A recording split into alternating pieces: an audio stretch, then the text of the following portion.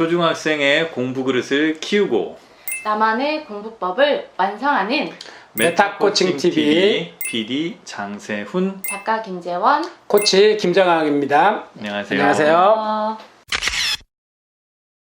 스튜디오가 좀 바뀌었는데 어때요? 네, 반듯하고 좋은데요.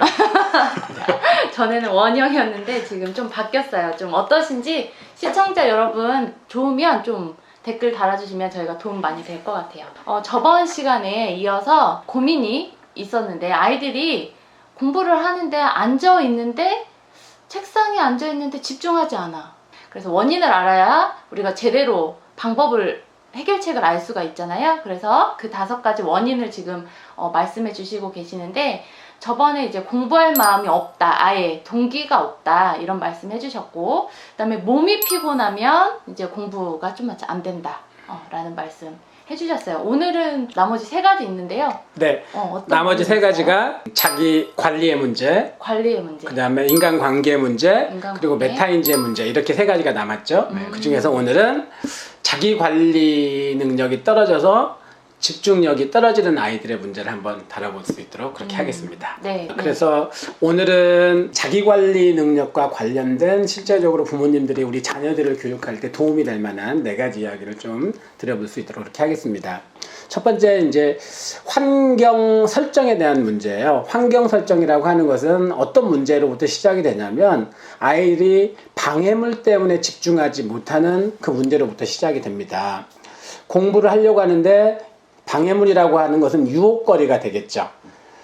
예를 들어서 요즘 이제 가장 큰 게 휴대폰, 뭐 스마트폰이 될 수 있을 것 같고요.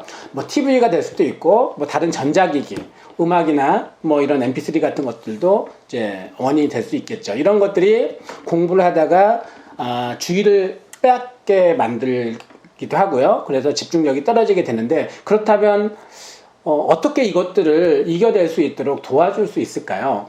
우리는 보통 이제 그 방해물 문제를 이야기할 때 아이들의 의지력을 이야기하곤 합니다. 아이들이 의지력이 좋은 아이들은 방해물을 잘 이겨낼 것이고 그렇지 않은 아이들은 이겨내지 못할 것이다. 이렇게 이야기하면서 의지력을 키워야 된다. 의지를 가져라. 이런 얘기를 하곤 하는데요. 사실은 의지력보다 훨씬 더 중요한 게 있습니다.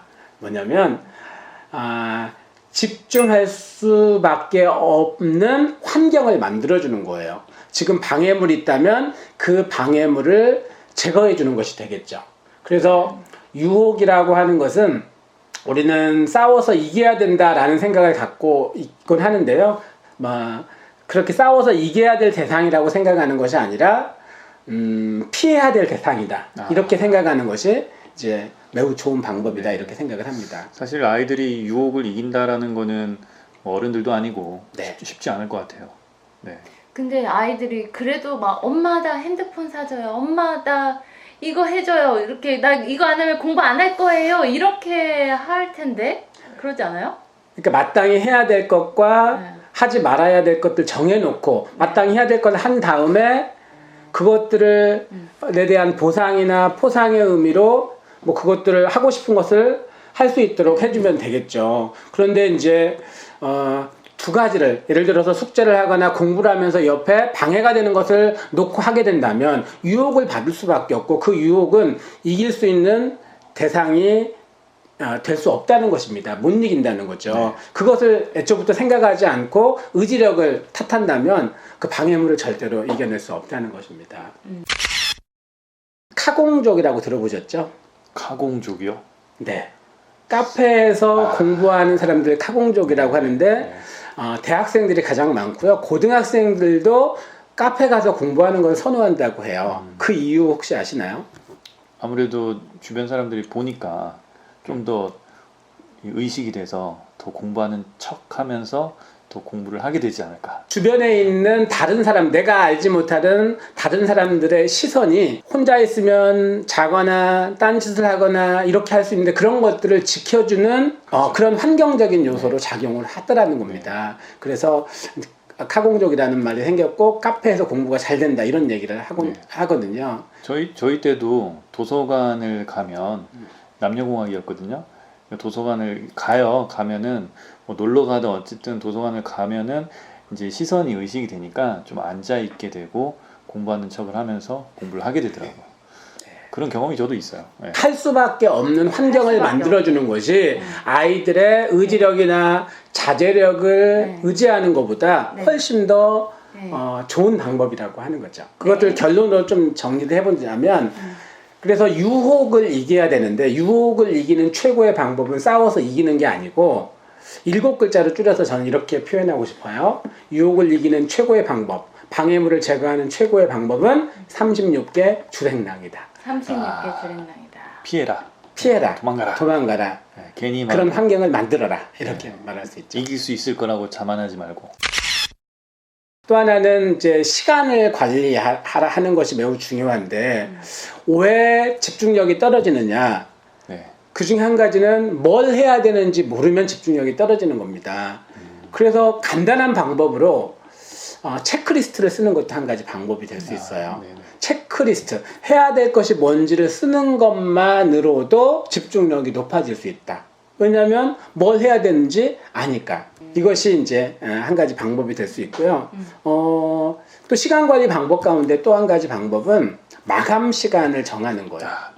데드라인이라고 하죠. 끝나는 시간, 언제까지 끝내겠다라고 시간을 정하면 집중력이 높아지는 경향이 있습니다.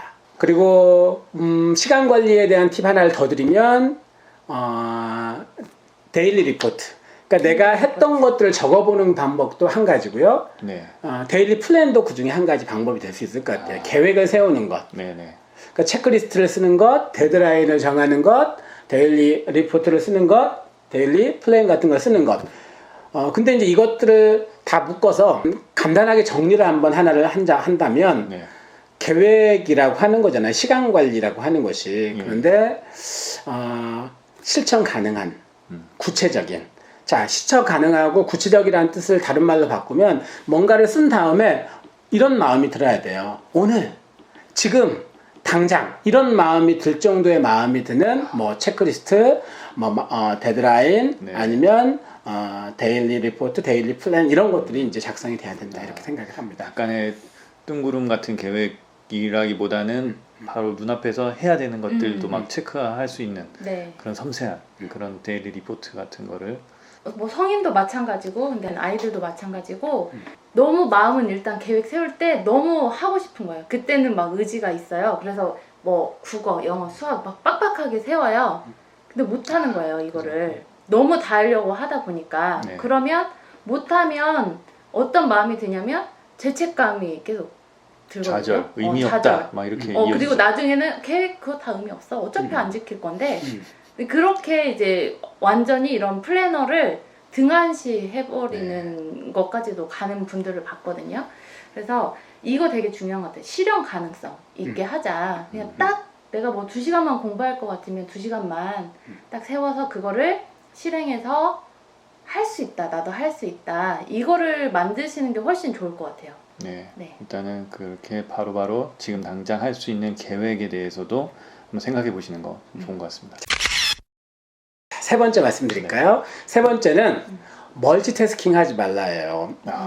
아이들이 두 가지, 세 가지를 동시에 하는 경향이 있습니다. 심지어 어떤 아이들은 컴퓨터 게임을 하면서 스마트폰 게임을 동시에 켜놓고 하는 아이들도 있어요. 네. 근데 이것이 공부로 가면은 어떤 특정한 과목에 숙제를 하면서 또 다른 생각, 또 다른 과목 걱정을 한다면 집중하기가 매우 어려워지겠죠. 네. 우리는 두 가지, 세 가지를 동시에 할 수 있다고 생각하는 경향이 있는데 그것은 거의 불가능에 가깝습니다. 그리고 실제로 집중력이 이제 떨어질 수밖에 없죠. 그 이유 중에 하나는 우리의 뇌는 의식의 뇌를 가지고 지금 현재 하고 있는 일들을 처리를 하게 돼요. 그걸 작업뇌라고 이야기하는데요. 네.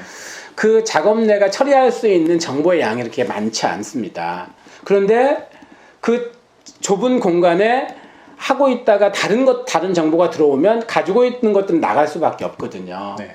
그래서 지금 하고 있는 그 한 가지 일에 집중하는 훈련을 하는 것이 집중력을 키우는 매우 좋은 방법이라고 볼 수가 있습니다. 저는 이 멀티태스킹에 대해서 아주 깊이 있게 배웠던 경험이 하나가 있는데요. 제가 굉장히 좋아하는 분이 일을 너무너무 잘 하는 거예요. 보통 사람들은 한 가지도 제대로 하기 어려운데 이분은 수십, 많게는 수백 가지 일들을 너무너무 탁월하게 잘해서 궁금했습니다. 그런 많은 일들을 어떻게 탁월하게 잘하느냐 이렇게 이제 궁금증을 가지고 질문을 했는데 그분이 이런 말씀을 하십니다. 내 머리에는 여러 개의 방이 있어. 그리고 그 방에는 평소에는 자물쇠가 채워져 있어. 근데 그 일을 하겠다고 생각을 하면은 그 방문 열쇠를 열고 그 방에 들어가서 그 일만 해. 그 일이 끝날 때까지. 그리고 그 일이 다 끝나면 나와서 열쇠를 잠그고 그 일에 대해서는 더 이상 생각하지 않고 잊어버려. 와, 이게 좋은 방법인 것 같아요. 네. 그 이야기를 듣고 굉장히 큰 영감을 얻었고요. 저도 이제 그때부터 제 삶에 대해서 그렇게 살아보려고 노력을 했습니다. 내 머리에 내가 해야 될 여러 개의 방들을 만들어 놓고 그 일들을 할 때는 그 방문을 열고 들어가.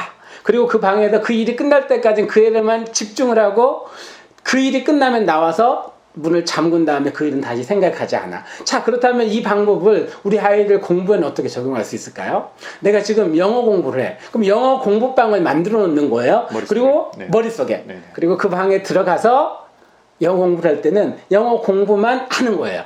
그 내가 해야 될 양을 다 끝낼 때까지. 네. 다 끝나면 나와서 영어 공부방을 문을 잠그고 나와서 이제는 그건 생각하지 않아도 되는 거예요. 사실 의식의 방에서 무의식의 방으로 옮긴다라고 하는 거예요. 네. 그게 사라지진 않아요.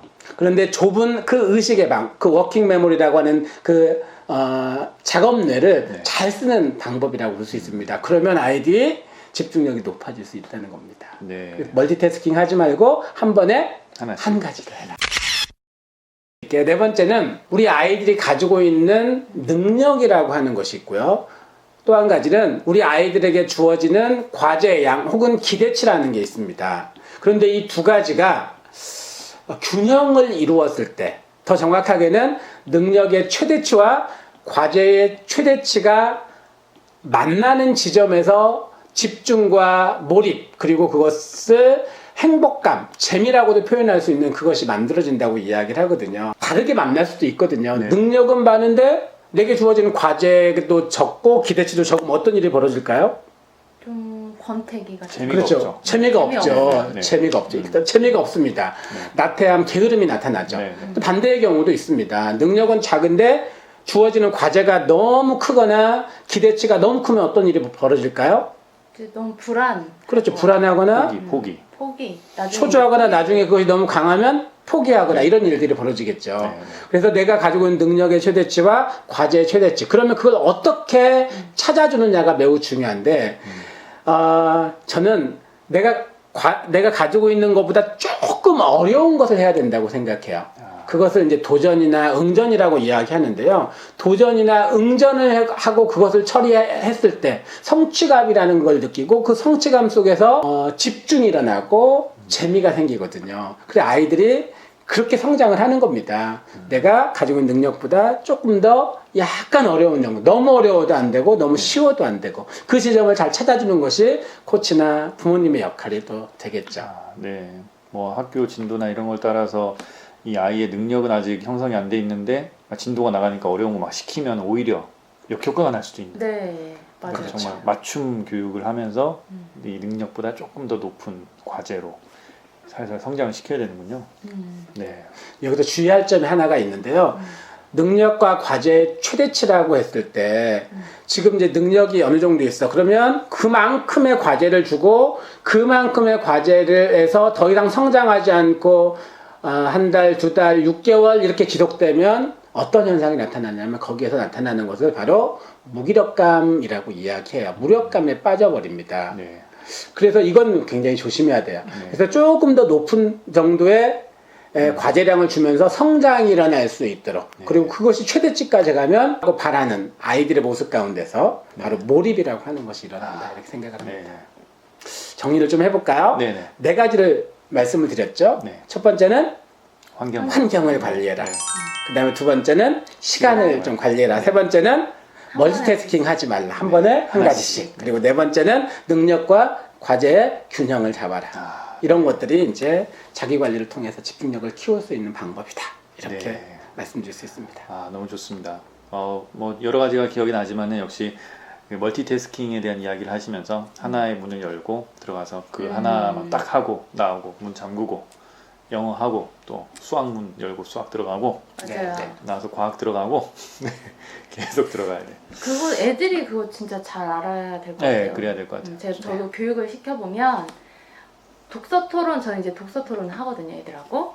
독서 토론을 해야 되는데 수학 문제집을 와서 푸는 애들이 있어요. 그래 너무 많죠. 네. 뭐 영어 교과서를 펴고 있는달지 그렇다고 걔가 그걸 잘하냐? 뭐 한문을 외우고 있길래 제가 한자를 그러면 물어봤어요. 뭐 이거 읽을 줄 아냐고? 못 읽는데요. 네. 한자 공부 뭐 도대체 거기 와서 왜 하고 있는 거니? 네, 그냥 불안하니까 하고 있는 것 같다는 생각이 들더라고요. 자, 그러면 오늘 이번 영상에서 말씀해주신 그 4가지에 대해서 다시 한번 깊이 또 생각을 해보면서 집중력 향상하는 그런 도전들 계속 하시면 좋을 것 같습니다. 네. 네. 그럼 저희는 또 다음 영상에서, 다음 이야기에서 또 찾아뵙겠습니다. 저희 이 영상이 도움이 되셨다면 좋아요와 구독 눌러주시고요. 우리 다음 시간에 만나도록 하겠습니다. 안녕. 감사합니다. 감사합니다.